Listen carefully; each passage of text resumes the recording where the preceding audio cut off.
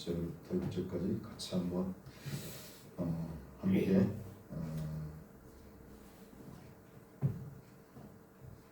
저와 함께 한 절씩 교독하겠습니다. 한 절씩. 그리스도께서 우리로 자유케 하려고 자유를 주셨으니 그러므로 굳세게 서서 다시는 종의 머리를 베지 말라. 바울은 너희에게 말하노니 너희가 만일 할례를 받으면 그리스도께서 너희에게 아무 유익이 없으리라. 내가 할례를 받는 각 사람에게 다시 증거하노니 그는 율법 전체를 행할 의무를 가진 자라. 율법 안에서 의롭다함을 얻으려 하는 너희는 그리스도에게서 끊어지고 은혜에서 떨어진 자로다. 우리가 성령으로 믿음을 쫓아 의의 소망을 기다리노니 그리스도 예수 안에서는 할례나 부활례가 효력이 없되 사랑으로 역사하는 믿음 뿐이니라. 아멘.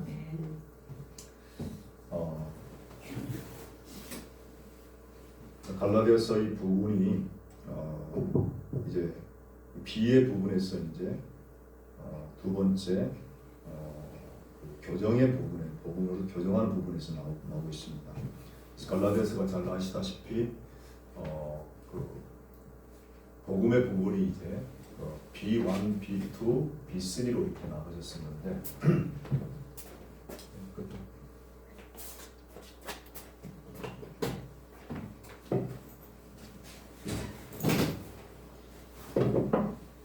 B1의 부분에서 많은 분량을 차지하고 복음에 대해서 이렇게 설명을 해줬습니다. 그리고 이제 B2의 부분에서 이렇게 다시 같은 내용을 얘기를 하고 있으면서 동일하게 B2에서도 교정의 부분과 복음의 어떤 그 근심의 원이죠. 잘못된 복음에서 벗어난 부분에 대해서 얘기를 하고 그 다음에 오늘 이 부분에서 다시 D2에서 그러니까 B2에서 C2, D2에 해당하는 교정에 대한 부분에서 이제 그 하라와 사라와 하갈에 대해서 비유를 하면서 종과 아들에 대한 비유를 하고 나서 그리고 나서 이 부분에서 다시 이제 그리스도께서 자유롭게 우리를 자유케 하기 위해서 자유를 주셨다라는 부분을 시작하는데 이 부분도 동일하게 이제 보면은 믿음으로 의로움을 얘기를 하고 있는 부분입니다. 그래서 갈라디아서가 이제 믿음으로 의롭다함을 받게 되고 그리고 또 예수 그리스도가 우리 안에 들어와 사시고 우리를 통해서 사시고 나는 죽고 예수가 사는 그 놀라운 은혜를 입었는데 그것이 바로 믿음으로 의롭게 되고 또 율법을 통해서 율법을 지켜서 의롭게 된 것이 아니고 믿음을 통해서 믿음으로 의롭다함을 받는다는 그 의롭게 된다는 것을 우리가 이롭게 된다 하는 그 사실이 단순하게 믿음으로 어떤 재용성을 받고 칭의 믿음으로 의롭다고 하는 어떤 그 칭의죠. 칭의에 대한 부분뿐만 아니라 진정으로 믿음으로 의롭게 되는 존재가 된다는 사실 그것을 갖다가 얘기를 하고 있습니다. 그것을 바로 자유롭게 되었다. 그래서 믿음으로 의롭게 되는 존재가 된 사실 그리고 그것이 바로 믿음을 통해서 의롭게 된다는 사실 자체가 결국에는 죄에서 자유를 얻고 또 사단의 어떤 권세에서 자유를 얻고 또 율법에서 자유를 얻어서 그래서 해방되어서 자유를 얻는 신분자가 되었다 하는 것입니다. 그래서 그 앞에서 했던 내용이 자유에 대해서 얘기를 하면서 그래서 자유에 대해서 얘기를 하면서 무엇에서 자유를 얻었느냐 하는 부분에 대해서 갈라디아에서 얘기를 하고 있습니다. 그것이 첫째는 3장 13절에 보니까 그리스도께서 우리를 위하여 저주를 받은 바 됐사 율법의 저주에서 우리를 속량하셨다라고 얘기를 하고 있습니다. 그 속량이 구속하다는 의미도 있고 그리고 또 값을 주고 대가를 치르고 대가를 치르고 해방했다, 샀다. 이것이 바로 해방을 의미하는 것입니다. 그래서 율법에서 해방시켰다, 율법에서 건졌다, 율법에서 대가를 치르고 값을 주고. 왜냐하면 율법 자체가 율법의 요구가 있기 때문에 반드시 율법에 대한 어떤 대가를, 율법에 대한 대가를 치러야 되는데, 율법의 요구를 이루어야 되는데, 그 율법의 요구에 대한 대가를 치르고 율법에서 그것을 우리를 값을 치르고 구원했다, 해방시켰다 하는 의미가 바랍니다. 이것이 바로 예수님께서 십자가에서 하신 일이고, 그래서 십자가에서 예수님이 죽으실 때 율법의 저주에서 우리를 대신해서 율법의 요구를 예수님이 직접 거기서 치르시고, 그리고 우리를 율법에서도 해방시켰다 하는 의미입니다.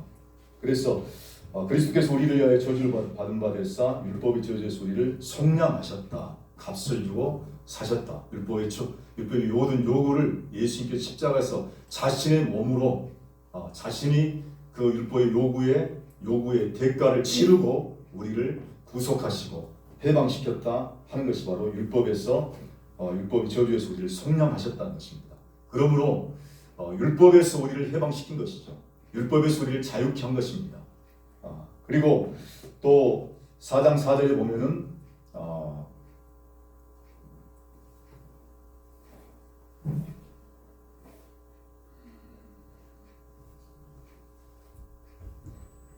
때가 참에 하나님이 그 아들을 보내사 율법 아래 있는 자들을 속량하시고 우리로 아들의 명분을 얻게 하려 하심이라, 이렇게 했는데, 거기도 바로 율법 아래서 있는 자들을 속량하셨다라는 것입니다. 이 속량도 동일하게 똑같은 의미로 해방의 의미를 가지고 있습니다. 그래서 율법 아래에 있는 자들, 율법의 지배를 받고 있고 율법의 요구를 다 치러야 되고, 그래서 율법 자체가 사실 율법의 요구가 있는데, 그 율법 요구가 모든 율법을 다 지킬지라도 율법의 요구는 모든 율법에 대한 요구들을, 조항들을 갖다가 모든 것을 다 충족시켜야 되고 그것을 다 지켜야지만이 율법에서 이루어질 수 있는 것이 바로 율법의 요구입니다.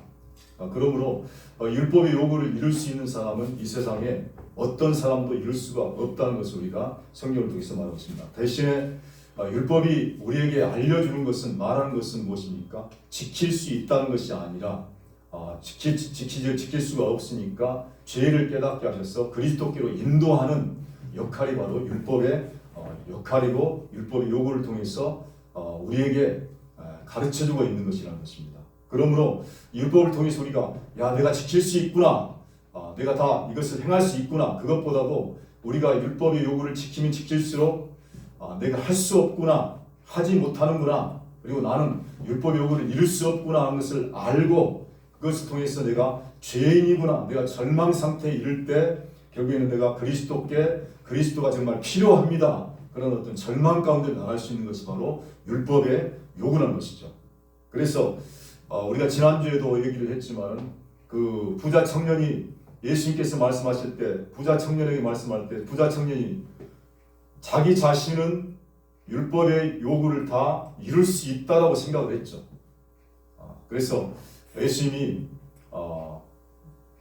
질문할 때도 동일하게 어떤 질문을 했습니까? 그가 내가 선한 선생님 무엇을 해야지만 영생을 얻을 수 있습니까? 질문하니까 예수님께서 율법의 요구를 다 얘기했죠. 십계명을 얘기하니까 그 청년이 내가 이것을 다 이루었는데 또 더 무엇이 필요합니까? 사실 그렇게 대답할 수 있는 사람이 많지 않다는 것이죠. 왜냐하면 율법의 신명기에도 보면은 하라 하지 말라는 율법들이 있지만은 율법의 요구가 한 가지가 아니라 십계명을 통해서 나타난 많은 조항들이 사실은 613가지의 조항들이 있습니다. 그 중에 율법의 조항들 중에서도 하라는 명령이 하지 말라는 명령보다 훨씬 더 많아요. 그러므로 이 율법의 조항들을 다 지킬 수 있는 것은 사실상 사람으로서 불가능하고, 그것을 365일 항상 지켜야지만이, 모든 것을 다 지켜야지만이 실질적으로 율법에서는 의롭다함을 인정받을 수 있는 것이죠. 그런데 율법을 실질적으로 다 지킬 수 있는 사람은 없어요. 물론 십계명을 통해서 그렇게 지켰다고 할지라도 사실상 율법 자체를 온전히 다 이룰 수 없는 것은 무엇이냐면 율법의 본질인 사랑을 이룰 수 없기 때문에 결국에는 지켜도 612가지를 지킬지라도 한 가지를 지키지 않으면 여전히 율법이 말하고 있는 저주 아래에 있게 될 것이죠. 그러니까 율법이 우리에게 줄 수 있는 것은 사실상 절망감밖에 없는 거예요. 진짜 율법을 지키려고 했던 사람들은, 율법을 지켜서 살려고 했던 사람들은 가질 수 있는 것이 절망감밖에 없다는 것이죠. 왜냐하면 내가 할 수 없다, 나는 될 수 없다 라는 그 절망감 안으로 나가기 때문에 결국은 이것을 통해서 우리가 그리스도께 나갈 수 있는 인도자가 되는 것이 바로 율법의 역할이고 기능이라는 것입니다. 그래서 이 해방을 시켰다는 것은 바로 율법의 어떤 의무에서 해방을 시켜준 것이죠. 율법이 요구해서 해방을 시켜주고 그 율법의 모든 의무를 주님께서 십자가에서 대신 값을 주고 치르시고, 그래서 그 율법의 요구를 이룰 수 없는 우리를 위해서 대신 예수님께서 그 율법의 요구를 자신의 몸을 주시고 죽음을 통해 생명을 주셔서 그것을 대가를 치르시고 우리를 샀다, 우리를 해방했다 라는 것이 바로 그 구속이라는 성량이라는 의미라는 것입니다. 그러므로 이 자유가 율법에서 해방이죠. 그래서 우리가 율법을 지키지 않아도 되고, 그래서 율법의 어떤 조항들에 대해서 우리가 얽매이지 않고 우리가 믿음으로 그리스도께서 다 이것을 이루셨기 때문에 우리가 예수 그리스도를 믿음으로 의롭다함을 받는 사람이 되었기 때문에 우리가 믿음으로 살 수 있고 그리스도를 통해서 살아가는 것이 바로 하나님의 의롭다함을 갖다 이루었기 때문에, 의롭다함을 받은 자가 되었기 때문에 그렇게 살아간다는 것입니다. 그러므로 이 두 번째 자유가 있는데요. 이 자유가 갈라디아서를 보면 우리가 사도 바울의 모든 서신들을 보면 그렇지만 상당히 종말론적인 관점에서 이 서신서들을 기록한 걸 볼 수가 있습니다. 왜냐하면 하나님 나라에 대해서도 얘기할 때 하나님 나라가 이미 임했고 그리고 또 아직 완성되지 않는 가운데 종말론이 시작됐던 것입니다. 그래서 우리가 예수 그리스도께서 오셔서 인류를 오셔서 이 땅에 오실 때 실질적으로 하나님 나라가 시작되었고 종말이 시작됐죠. 예수님의 초림을 통해서 종말이 시작됐습니다. 그러나 이 초림과 예수님이 죽으심과 부활을 통해서 시작된 이 종말이 실질적으로 아직 끝나지 않고 완성되지 않은 가운데 있다는 것입니다. 그래서 예전에는 이 천년 왕국에 대해서도 얘기를 할 때 전천년설이 있었고 또 무천년설도 있었고 후천년설도 있었어요. 그래서 이 초림과 예수님이 죽으시고 부활하신 이 사건을 통해 시작된 이 종말이 결국에는 예수님의 재림, 그러니까 부활로 시작된 이 종말이 실질적으로 예수님이 다시 오실 재림 때까지 기간이 바로 종말의 기간이에요. 그러니까 이것을 통해서 하나님 나라가 이미 임했고 그 다음에 아직 종말의 때까지 완성되지 않는 그 가운데 지금 우리가 긴장 가운데 있다는 것입니다. 그래서 하나님 나라가 너에게 임했다는 이 사실 자체가 어떤 의미가 있냐면은 이미 임했지만은 아직까지 완성되지 않는 그런 예수님이 재림의 때까지 완성되지 않는 그 가운데 우리가 하나님 나라가 이 세상 나라 가운데 중첩된 가운데 지금 살고 있다는 거예요. 이해가 되시나요? 네. 그러니까 이 하나님 나라가 지금 왔는데 이 하나님 나라가 지금 이 세상 나라 가운데서도 이미 시작이 됐고 그러나 아직 완성되지 않는 두 가지 사이에 끼어 있어요. 그렇죠? 이것이 지금 현재 말하고 있는 우리 지금 캐즈만이라든가 그 다음에 전 목사님이 얘기했던 하나님 나라에 대한 관점들에 대해서 얘기하고 있는, 며칠 전에도 전 목사님 올리셨죠? 그 어떤 내용이 올렸죠. 바로 그 내용을 지금 얘기하고 있는 것입니다. 그런데 이 관점이 예전에는 어떻게도 많이 해석된다면 재림 전에, 그러니까 환란 전에, 그러니까 재림 전, 그 휴거 전에, 재림 전에 이제 환란이 있다는 것이 전천년서예요. 그 다음에 재림 후 휴거 이후에 이제 남아 있는 사람들이 환란을 받는 것이 바로 후천년서도 이렇게 했었는데, 지금 이 개념이 오면서 어떤 개념으로 지금 전개가 되나 하면은, 이미 예수님께서 죽으시고 부활하는 것을 통해서 실질적 초림을 통해서 예수님 하나님 나라가 시작되었고, 그리고 예수님이 다시 오실 재림일 때까지 완성될 종말론적 완성이죠. 이 기간 사이에 지금 있는데, 이 하나님 나라 완성이 거기서 이제 이루어진 것이죠. 그래서 이미와 아직 사이에 있어요. 이미 시작됐고 이미 현재 하나님 나라가 이곳에 임하였지만은, 그러나 아직까지 종말적으로 완전히 실현되지 않은 가운데 있다는 거죠. 그러나 예전에는 이것을 갖다가 우리가 하나님 나라를 생각할 때, 천국을 생각할 때 단순하게 하나님 나라를 죽어서 예수님이 재림 이후에 하나님 나라에 들어가는 것으로만 하나님 나라를, 천국을 생각했어요. 그런데 지금 그것이 아니라 이미 예수님이 죽으시고 부활하신 걸 통해서, 예수님 초림을 통해서 하나님 나라가 시작된 것이죠. 이곳에 임했어요. 그리고 실질적으로 하나님의 통치가 시작된 지금이 훨씬 더 의미가 있는 실제적인 천국이라는 것입니다. 그것이 바로 나는 죽고 예수 그리스도가 내 안에 산다는 것이고, 예수 그리스도가 내 안에 산다는 것은 바로 하나님이 나를 직접, 천국의 주인이신 그분이 내 안에 들어오셔서 나를 통치하고, 이 땅을 통치할 뿐만 아니라 나를 통치하는, 지금 그런데 통치하는데 언제 통치합니까? 현재 통치하는 것이죠.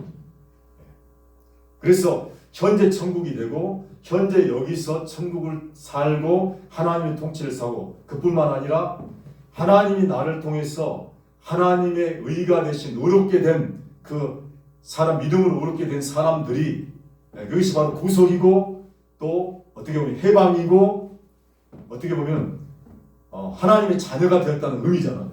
그러면 이 의가 어떤 의냐면, 의 자체도 이미 의롭게 되었지만은 하나님 나라에 이미 우리가 하나님 나라에 들어간 것처럼, 하나님 나라가 된 것처럼, 의가, 이것도 완성이 된 의가 아니라 종말적으로 하나님의 의가 완전하게 실현된 의가 또 남아있다는 거예요. 그런 의미에서 의라는 것이 어떤 것입니까? 단순하게 하나님이 하나님과 좋은 관계를 맺게 되는 의도 되지만은, 이 의가 실질적으로 하나님의 그 어떠하심으로 우리를 통치하시는 능력이 바로 하나님의 의라는 거예요. 그것은 다시 말하면 하나님의 성품과 하나님의 지혜와 하나님의 능력이 실질적으로 우리를 지배하고 우리를 통해서 나타나는 의. 그것이 양자하고 또 해방이고 구속이지만은, 실질적으로 그 의가 하나님의 의, 하나님의 아버지 되심도 포함되어 있고, 하나님의 사랑도 포함되어 있고, 하나님의 성품과 하나님 나라의 통치하는 것들 자체가, 모든 것이 통틀어서 하나님의 의라는 거예요. 그렇죠? 그래서 여기서 믿음으로 우리가 율법을 지켜서 의롭게 되는 것이 아니라, 믿음으로 의롭게 된다는 것은 일단 우리가 하나님의 자녀가 되었다, 해방되었다, 구속을 얻었다 하는 내용들이 포함되어 있죠. 그리고 실질적으로 하나님 나라가, 하나님의 천국이 우리를 통해서 시작되었고 우리 속에 임했고 우리가 천국을 살고 있다는 것이 지금 하나님 나라가 하나님 믿음으로 의롭게 됐다는 내용입니다. 그래서 그리스도께서 그래서 이제 그 천년 왕국에 대해서 얘기를 할 때, 이 천년 왕국이 요한계시록에도 나와 있지만, 이 천년 왕국이 실질적으로 이제 예전에 얘기할 때는 천년 왕국이 영원 천국 앞에 나오죠. 그렇죠. 그 다음에 지성경 천년 왕국 때 백보자 심판도 이제 그때 나오거든요. 나오는데 백보자 심판이야 이제 우리가 뭐 나중에 볼 수 있는 기회가 있겠지만, 그 천년 왕국에 대해서 상당히 그 세대주의자들로 해석을 하면은 천년왕국이 휴거 이후에 이제 어떤 천년 동안의 기간, 실질적으로 천년 동안의 기간 동안 그렇게 사는 기간으로 하나님의 어떤 통치를 받는 기간으로 생각을 했습니다. 그런데 지금 현재 지금 이 하나님 나라의 관점에서 생각할 때 천년의 기간을 언제 보냐면 예수님이 초림과 재림의 사이에 이 종말론적 기간을 갖다가 천년이라고 보는 것이죠. 그런 의미에서 이제 상당히 무천년설을 주장하는 것이 바로 그런 의미가 있다. 그런 차원에서 무천년설을 많이 본다는 것입니다. 그래서 이 천년의 기간 동안에 그렇다면 천년의 기간은 실질적으로 숫자적인 천년이 아니고 예수님이 죽으시고 부활해서 시작된 이 하나님의 나라가 예수님이 다시 오실 때까지 이 기간을 다시 오는 기간을 실질적으로 천년이라고 보는데 그 천이라는 숫자가 어떤 의미냐면은 그렇죠. 하나님이 충만한 통치, 완벽한 통치. 그 천이라는 게 10에 10곱하기 아마 10곱하기 아마 10 정도 되나요? 그럼 천이나요? 10곱하기 10이면 천이 되나요? 계산 안 해봤어요. 계산이나 계산. 자, 그런 의미에서 이 10이라는 숫자가 완전한 충만한 수, 하나님의 어떤 충만한 통치, 그리고 완전한 완성된 통치 이런 것. 그러니까 하나님이 완전하게 통치하는 어떤 그런 나라를 하나님의 어떤 충만한 완전한 통치와 충만한 통치를 갖다가 얘기하는 것이 바로 이 천년이라는 것입니다. 그러므로 이 천년의 기간이 어떻게 보면은 단순하게 숫자로 끝나는 것이 아니라 숫자로 천년 동안 얘기하는 것이 아니라 하나님이 실제적으로 다스리고 실제적으로 이끄시고 실제적으로 보호하시고 실제적으로 하나님이 의로 통치하시는 그 충만한 통치가 완전한 통치가 실질적으로 예수님께서 오셔서 우리 안에 오셔서 이 땅에 오셔서 시작된 하나님 나라가 바로 그것이라는 것입니다. 근데 사도 바울은 이 얘기를 지금 나는 죽고 예수 그리스도가 내 안에 산다고 얘기를 하고 있는 거예요. 그러니까 우리가 예수님과 함께 죽고 함께 살아서 그리고 하늘에 안침바 되고 그리고 내 안에 성령이 오셔서 나를 통해서 그리스도가 나를 통해서 살고 나를 통해서 나타나고 나를 통해서 그리스도가 보여지고 그래서 우리가 하나님의 형상으로 하나님의 형상을 나타내며 보이며 살 수 있는 이 삶 자체가 진정으로 에덴의 회복이고 그리고 하나님이 진짜 완벽하게 통치하시는 그 나라 속에서 우리가 살고 있다는 것입니다.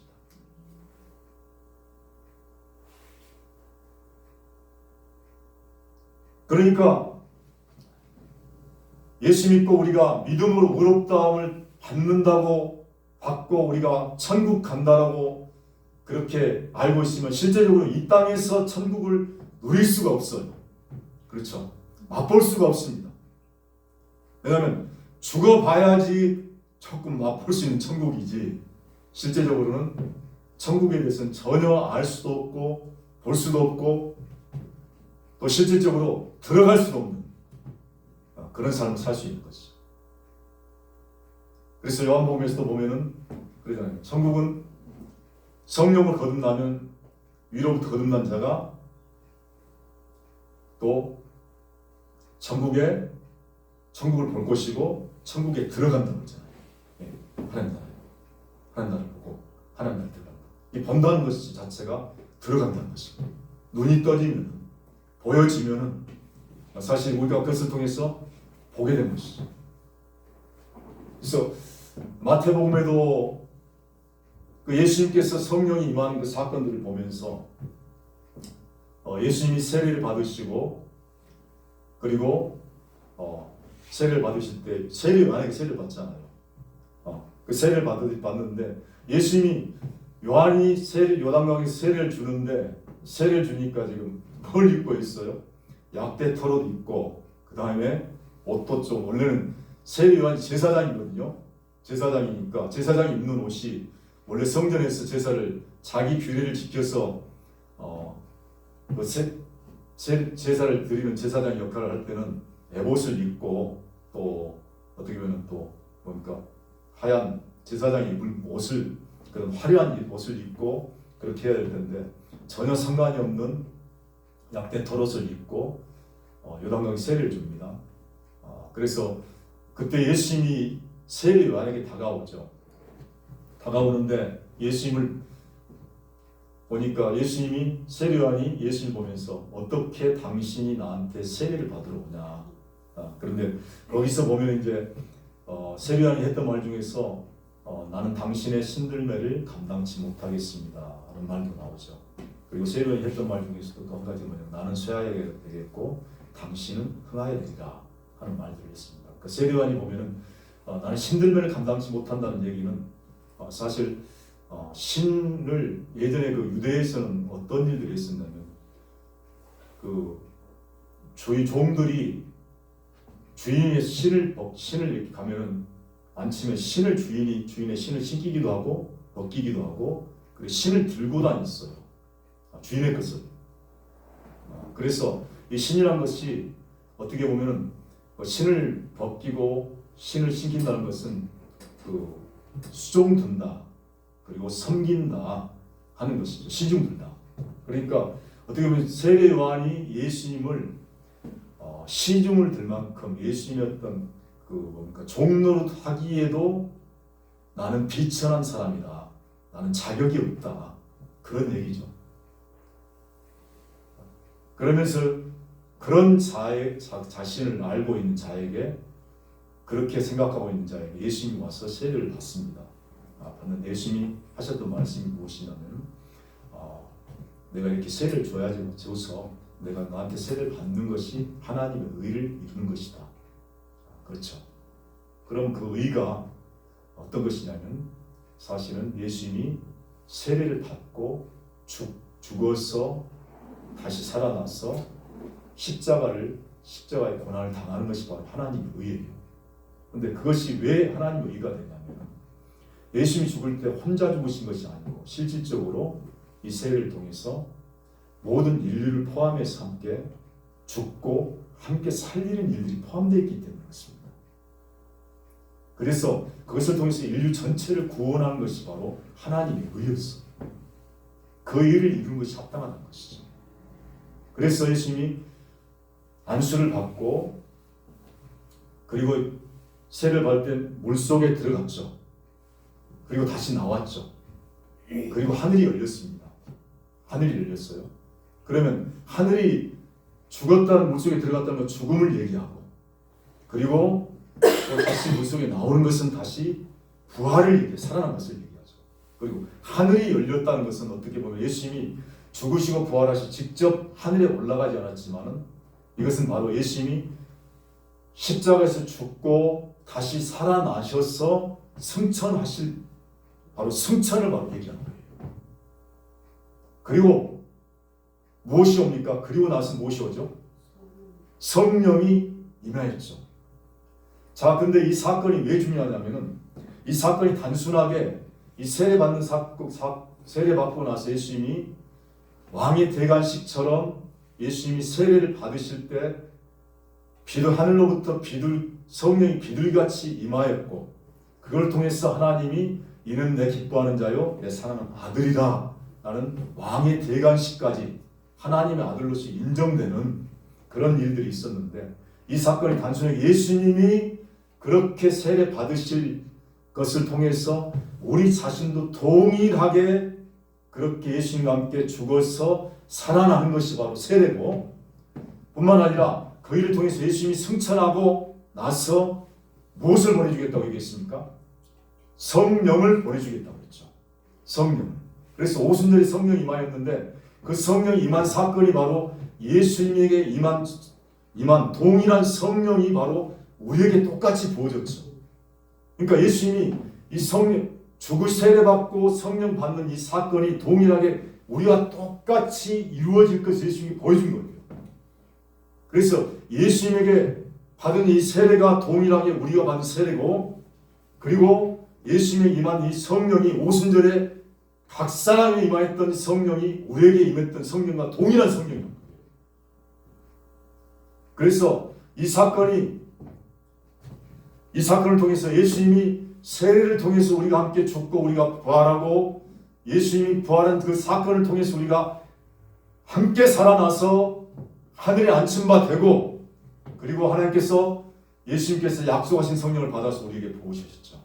그 사건을 통해서 동일하게 예수님 속에 계셨던 것은 동일한 성령이 죽음과 부활을 통해서 함께 했던 그 성령께서 우리에게 오셔서 예수님의 죽음과 부활을 동일하게 우리에게 실제가 되게 하고 우리한테 경험되게 하는 그 성령이 우리한테 오셨다는 것입니다.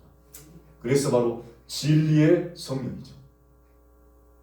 그 진리의 성령이 오셔서 우리에게 예수님께서 죽으셨던 그 죽음이 우리한테 실제적으로 죽음이 실제가 되게 했어요. 내가 정말 예수님과 함께 죽었구나. 내가 죽었구나. 어디 있었어요? 십자가에서. 그리고 내가 예수님이 살아날 때 내가 살아났구나 하는 것을 그 성령이 실제로 우리한테 우리 안에서 실제가 되게 한다는 것입니다. 그것을 통해서 우리가 예수님과 함께 죽고 살아났다는 것을 내가 새 피조물이 되었다는 것을 그래서 믿음으로 의롭게 된 그래서 이 사실 이 과정에서 죽고 부활한 이 과정을 통해 실질적으로 우리가 새 피조물이 됐지만은 그 과정에서 누가 개입하고 누가 역사를 했다는 것을 보여준 것입니까? 바로 성령께서 그렇게 새롭게 하는 우리를 새롭게 거듭나게 하고 새 피조물이 되게 하는 의롭게 되게 하는 그 일들을 성령께서 그 일을 하셨다는 것입니다. 그것이 바로 새 피조물이 되었고 또 새롭게 살아났고 또 하늘에 들어갔고 또 하늘에 앉힌 바 되어졌고 그래서 우리가 예수님과 함께 죽어서 다시 살아난 새로운 피조물 새로운 존재가 됐다는 것을 그래서 우리가 부활의 생명에 참여한 자가 되었다는 것을 그렇게 보여주고 있다는 것입니다. 그래서 그리스도께서 이 악한 세대에서 우리를 건지시려고 우리 죄를 위하여 자기 몸을 들이셨으니 이것은 바로 율법에서 우리를 해방시켰고 죄와 사단에게서 우리를 해방시켰다. 우리에게 자유를 주셨다. 그래서 우리가 예수 그리스도를 통해서 예수님이 십자가에 죽으심으로 해서 죄에서 해방됐고 그리고 율법에서 해방됐을 뿐만 아니라 사단의 모든 권세에서도 해방됐죠.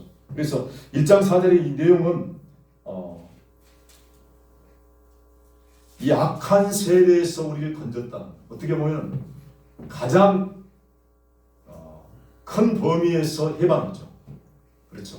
사단의 권세에서 그리고 어둠의 권세에서 우리를 우리가 태어날 때부터 본성적으로 태어났던 그 본성에서부터 우리를 구원했다, 해방시켰다는 것입니다. 그래서 이 4절에 악한 세대가 결국은 우리 죄를 위하여 자기 몸을 들이셨다고 했는데 이 악한 세대가 결국에는 이 세대 속에서 오는 세대와 비교되는 얘기입니다. 이 오는 세대에서 얘기할 때 또 다시 질적으로 다른 생명 그리고 거듭난 세대 그리고 오고 오는 세대 새로운 세대를 얘기하고 있습니다. 그것을 바로 갈라디아서에서는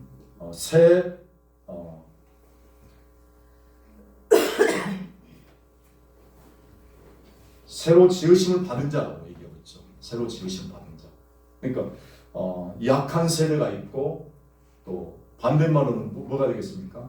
생명의 세대가 될 것이고 또 선한 세대가 될 것이고 의의 세대가 될 것이고 그리고 오는 세대로 볼 수 있는데 그것은 바로 이전 세대와 전혀 다른 그래서 예수 그리스도를 통해서 다시 새로 지으심을 받은 하나님의 형상으로 다시 회복된 세대 뿐만 아니라 이제는 전혀 이전에 사단의 지배에서 받던 그 세대가 아닌 정말 하나님의 통치를 받는 그리고 하나님의 자녀로 거듭나서 하나님의 통치를 받고 하나님의 보호하심을 받고 하나님의 인도를 받는 그 하나님 아버지의 모든 공고를 받는 세대를 바로 새로 지으심을 받은 세대라는 것입니다.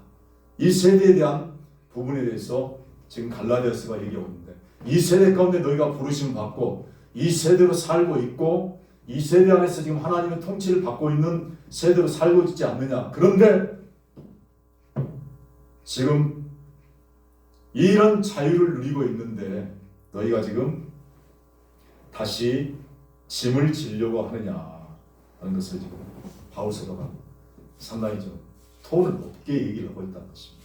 그것이 뭐냐면 바로 율법으로 돌아가는 것입니다. 할례를 다시 받는 것이죠.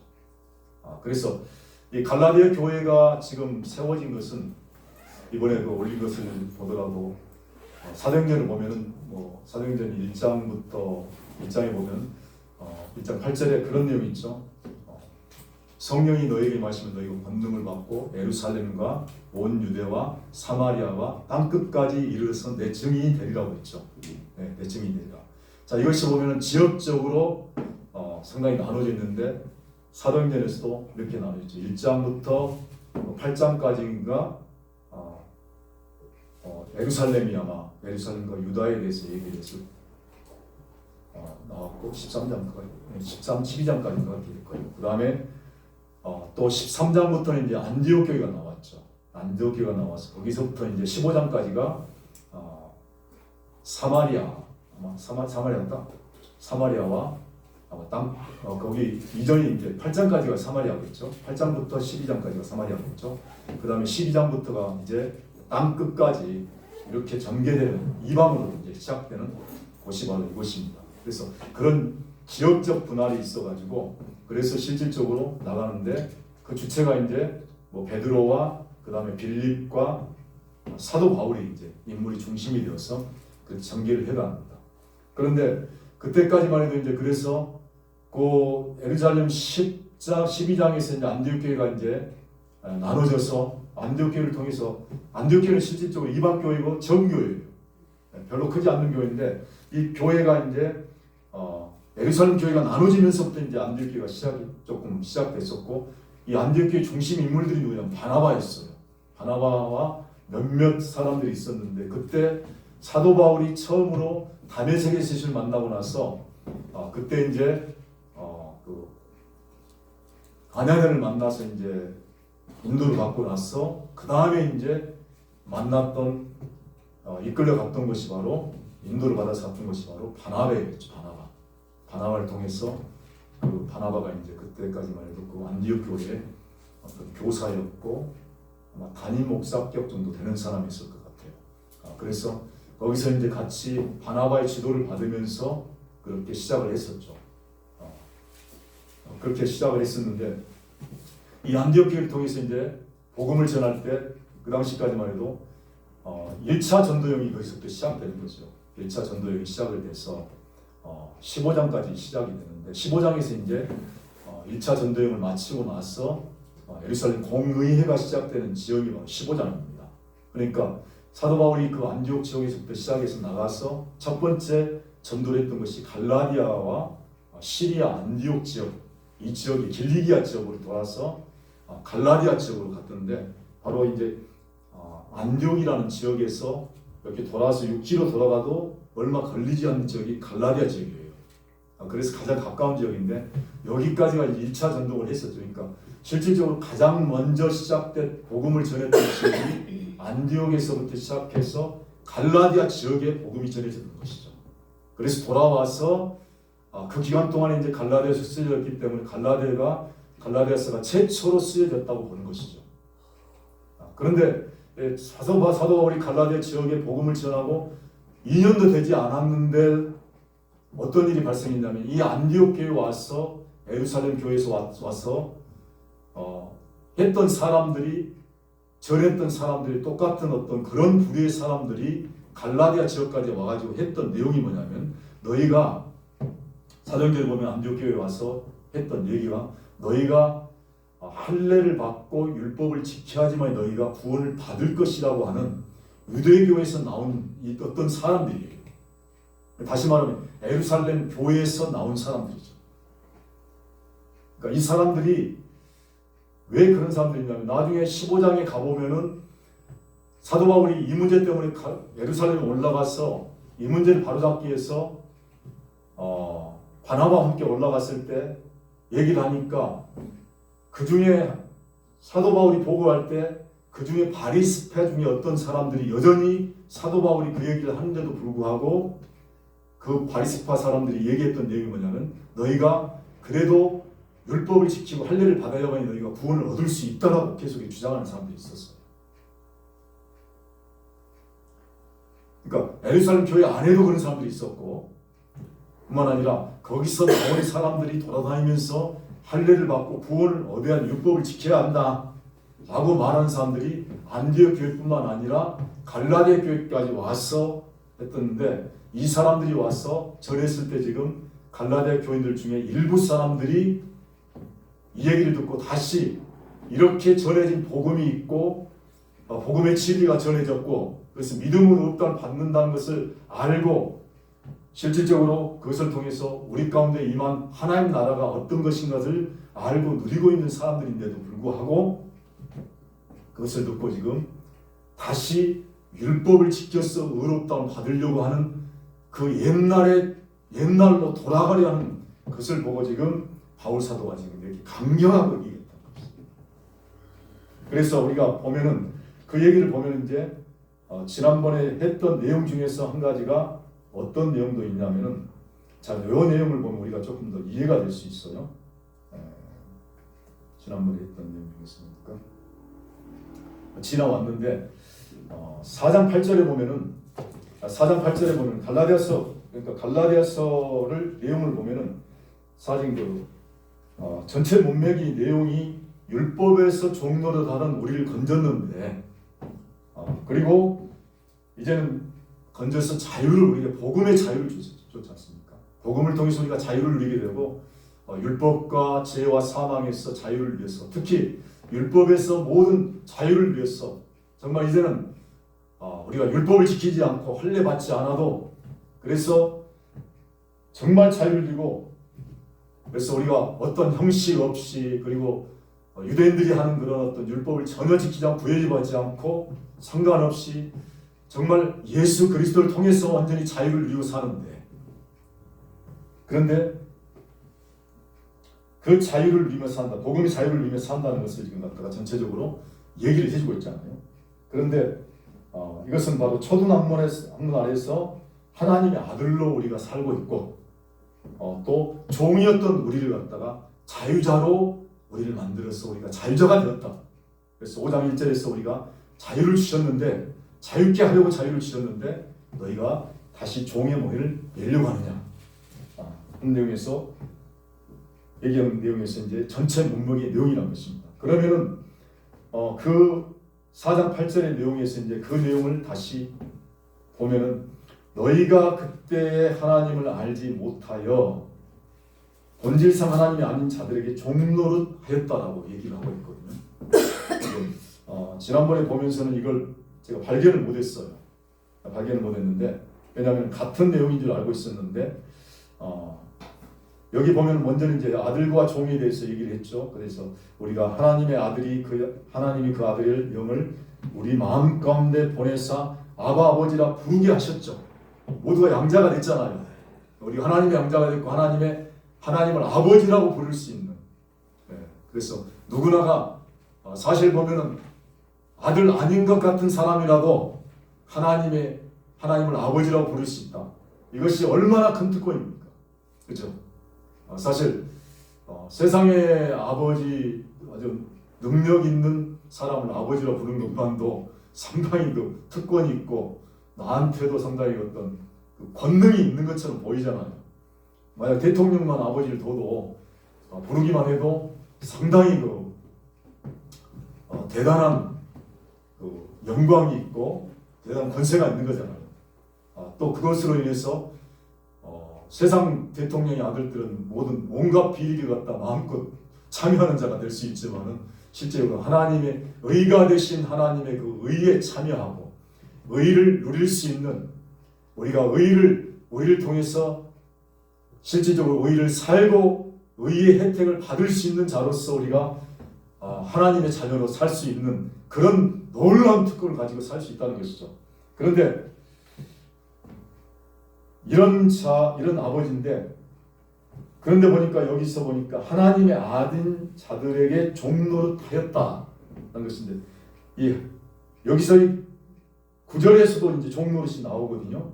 이제는 너희가 하나님을 알 뿐더러 하나님의 아신 바 되었거늘 어찌하여 약하고 천한 초등 학문으로 돌아가서 다시 저희에게 종노릇하려 하느냐.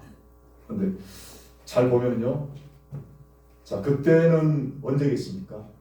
하나님을 알지 못했어요. 그때는 알지 못했는데 하나님이 아닌 자들이 종노릇할 때죠.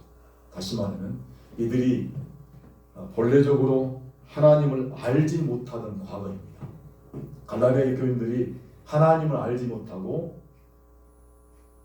세상의 우상을 섬기며 숭배했던 그런 과거의 때를 얘기하고 있습니다. 그때도 종노릇하는 것이죠. 사단에게 종노릇하는 것이고, 죄에게 종노릇하는 것이고, 어둠의 권세에 종노릇하는 것이고, 세상 풍속에 끌려다니는 것이고.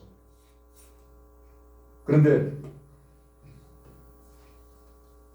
그래서 세상 풍속과 우상 숭배에 매여있던 상태를 갖다가 하나님이 아는 자들에게 종노릇하였다라고 얘기하고 있습니다.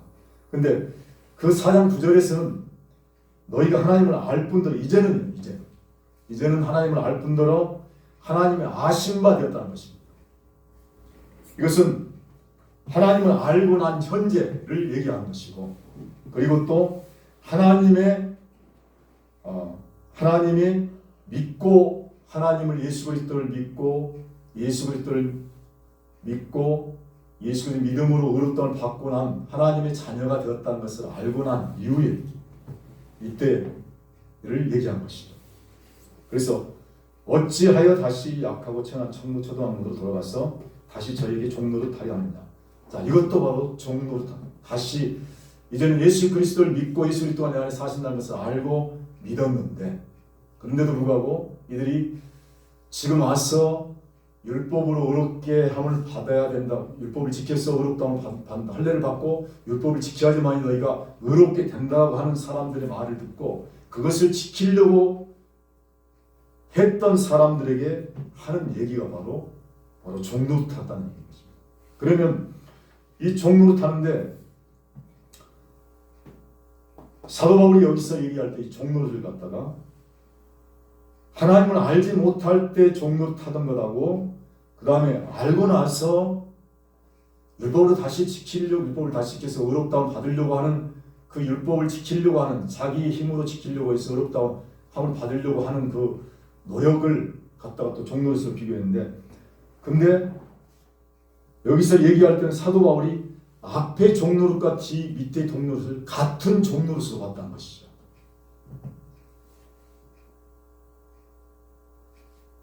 그래서 저희가 다시 저희가 할 때 저희에게 종노릇하려 하느냐 했을 때 저희에게는 바로 하나님이 아닌 자들에게 종노릇하는 것인데, 본질적으로 믿기 전에 종노릇하던 것과 그리고 다시 믿고 나서 율법을 지켜서 다시 의롭게 되려고 하는, 율법을 지키려고 해서 율법의 종이 되는 한 종노릇과 본질적으로 같다는 거예요.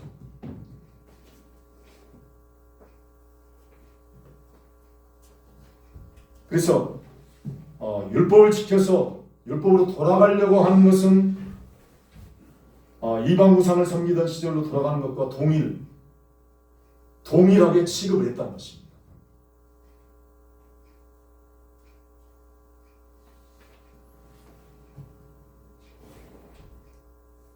그래서 이 종노릇에 대해서 다시 그러니까 율법이 어떻게 보면은 율법 자체가 우리가 실질적으로 예수 믿고 나서도 율법 자체를 통해서 내가 의롭게 되고 거룩해 되고 또 하나님처럼 되려고 하는 것 자체가 어떻게 보면 자기 중심이 뭐가 있겠습니까?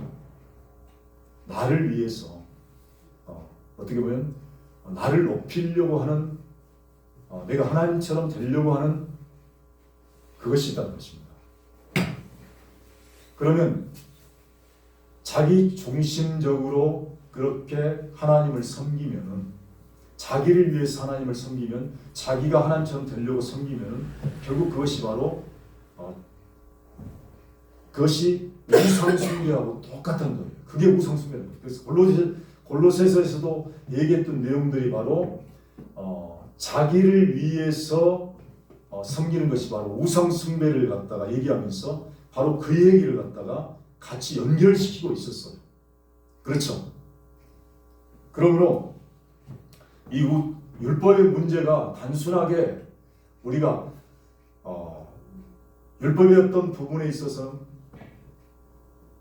우리가 율법을 통해서 의롭게 되고 거룩게 되려고 하는 그 모습을 통해서 가장 어떤 본질적인 면에서는 그것이 우리 자신을 높이고 우리 자신이 내가 하나님처럼 돼야 되겠다. 그리고 내가 하나님처럼 될 수 있다. 하나님이 원하시는 그런 어떤 하나님과 같은 수준에 이룰 수 있다는 그것이 바로 가장 율법이 말하고 있는 어떤 가장 좋지 않은 모습이라고 얘기할까요? 그런 모습을 지금 바울 사도가 지적하고 있는 것이 아닌가 하는 생각입니다. 물론 율법의 우리 가장 큰 폐해는 사실 판단과 정죄에 있는 것이죠. 그렇죠. 그래서 율법처럼 율법을 지켜서 어렵게 되려고 하는 사람들은 사실 보면 그 속에 뭐가 있냐면요. 내가 되고 내가 뭔가를 될 수 있다고 생각하고 그렇게 살다 보면 가장 빨리 오는 것이 사실 판단과 정죄예요. 그래서 나는 하는데 다른 사람은 왜 너는 못하느냐. 그래서 내가 해서 나는 되는데 너는 왜 못하느냐. 그리고 다른 사람의 약점이나 다른 사람의 어떤 부족함들을 갖다가 판단할 수밖에 없다. 그것이 바로 율법의 가장 큰 어떤 약점이고, 그렇게 또 율법을 사는 사람들이 그렇게 또 살아가는 것을 볼 수가 있습니다. 그래서 6절에도 보면은 우리가 5절과 6절에 보면 우리가 성령으로 믿음을 쫓아 의의 소망을 기다리노니 그리스도 예수 안에서는 할례나 무할례가 효력이 없되 사랑으로 역사는 믿음뿐이니라. 결국은 율법이 할 수 없는 것은 뭐냐면은 사랑으로 할 수 있는 것을 할 수 없다는 것입니다.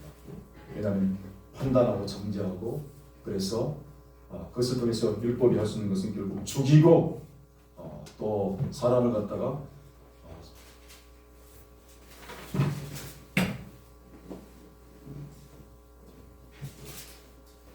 사람을 정죄에 빠뜨려요. 그래서 사람을 갖다가 분리시키고, 그리고 사람을 연합하게 하지 못하는, 그래서 결국은 생명을 줄 수 없는 일이 바로 율법이라는 것입니다. 그래서 그것을 하나님께서 할 수 있도록 우리에게 성령을 주셔서 성령으로 그것을 할 수 있도록 하시고, 또 무엇보다도 그것을 다 이루신 그리스도께서, 율법의 요구를 다 이루신 그리스도께서 우리 안에 오셔서 우리를 통해서 그 율법의 모든 요구를 이루시고 완성하셔서 우리가 율법의 모든 요구인 그 사랑까지도 우리가 살 수 있도록 그렇게 인도하시는 것입니다.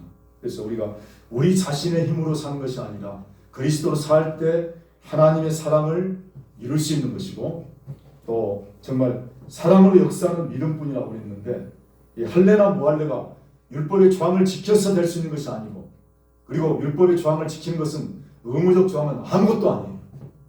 그것은 조력이 없습니다. 그것은 이룰 수가 없습니다. 그러나 사랑으로 역사하는, 성령으로 역사하는 믿음, 그리고 사랑으로 열매 맺는 믿음뿐이라는 것입니다. 그 믿음이 바로 우리를 의롭다 하시고 우리 속에 오셔서 우리 속에서 율법을 이루신 그 성령께서 역사할 때, 성령으로 살아갈 때 우리가 하나님의 사랑을 이루고 또 하나님 나라의 삶을 우리가 살 수 있게 되는 것입니다. 그렇죠. 그것이 바로 우리에게 주신 믿음이고 우리를 자유케 하셨다는 의미입니다. 그래서 이 자유를 누리시고 이 자유롭게 우리에게 주신 자유가 얼마나 놀라운 것입니다. 그래서 이 자유가 단순하게 내 자신만을 자유롭게 하는 것이 아니라 다른 사람을 자유롭게 하고 그리고 다른 사람을 살리고 다른 사람을 사랑할 수 있는 그 자유가 진정한 자유인 것을 우리가 생각합니다. 기도하겠습니다. 하나님 아버지 감사합니다. 우리에게 주신 이 자유가 얼마나 놀라운 자유인지를 또 알게 하시고 이 자유 우리를 자유롭게 하신 이 자유로 인해서 우리가 우리 자신이 방종에 빠지거나 또 어떤 것에 빠지지 않고 오히려 다른 사람을 자유롭게 할 수 있는 그런 자유로 우리가 살 수 있도록 인도해 주시고 무엇보다도 우리가 하나님의 자녀로 그리고 또 새 사람으로 새롭게 태어나서 하나님의 놀라운 나라를 또 살 수 있도록 인도해 주셔서 감사합니다. 하나님, 이 하나님 나라가 우리 가운데 또 확장되게 하시고 이 나라를 통해 우리에게 주신 이 나라가 또 밝히 우리를 통해서 증거되고 보여지고 그래서 많은 사람들에게 전파될 수 있도록 인도해 주옵소서. 우리가 우리 속에 사신 예수 그리스도를 통해서 날마다 기쁨으로 또 생명으로 살게 하시고 그를 통해서 많은 사람들에게 전파되고 보여질 수 있도록 인도해 주시옵소서.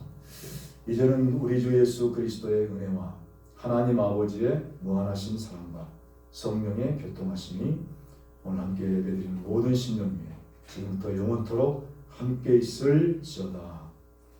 아멘.